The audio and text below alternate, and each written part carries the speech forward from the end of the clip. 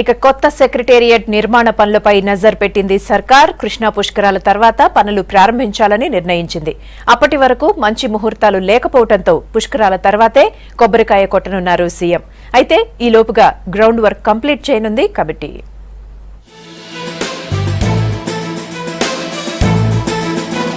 కృష్ణ పుష్కరాల తర్వాత కొత్త సెక్రటేరియట్ నిర్మాణ పనులు ప్రారంభించాలని డిసైడ్ అయింది సర్కార్. దీనికి సీఎం కేసీఆర్ గ్రీన్ సిగ్నల్ ఇచ్చినట్లు అధికారులు చెబుతున్నారు. పుష్కరాల తర్వాత మంచి ముహూర్తాలు ఉండడంతో ప్రస్తుతం ఉన్న సెక్రటేరియట్ బ్లాక్లను కూల్చి కొత్త వాటిని నిర్మించనుంది ప్రభుత్వం.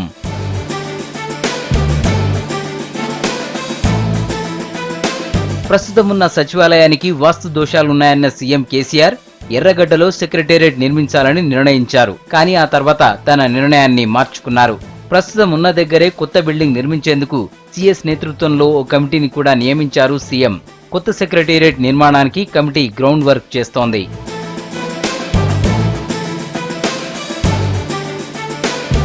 కొత్త సచివాలయంలో 7 నుంచి 9 అంతస్తుల్లో నిర్మించేలా ప్లాన్ చేస్తోంది సర్కార్. అత్యంత ఆధునిక పద్ధతుల్లో భవనాన్ని నిర్మించనుంది.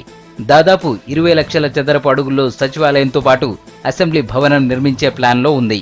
అయితే సెక్రటేరియట్పై ఓ నిర్ణయానికి వచ్చిన సర్కార్ శాసనసభ మండలి నిర్మాణంలో ఇంకా క్లారిటీకి రావాల్సి ఉందంటున్నారు రోడ్లు భవనాల శాఖ అధికారులు.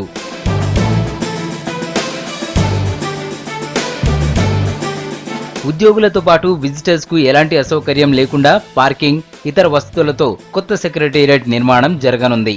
ప్రస్తుతం ఉన్న సచివాలయ భవనాలు 5 నుంచి 6 లక్షల చదరపు అడుగులు మాత్రమే ఉన్నాయి. ఏపీకి కేటాయించిన స్థలాన్ని కూడా కలుపుకుంటే 10 లక్షల ఎస్ఎఫ్టీ ఉంటుందని అధికారులు అంచనా వేశారు. దీంతో అన్ని సౌకర్యాలతో సెక్రటేరియట్ నిర్మించనుంది ప్రభుత్వం. పుష్కరాల తర్వాత కొత్త బిల్డింగ్ నిర్మాణానికి సీఎం కేసీఆర్ శంకుస్థాపన చేస్తారని అధికార వర్గాల టాక్.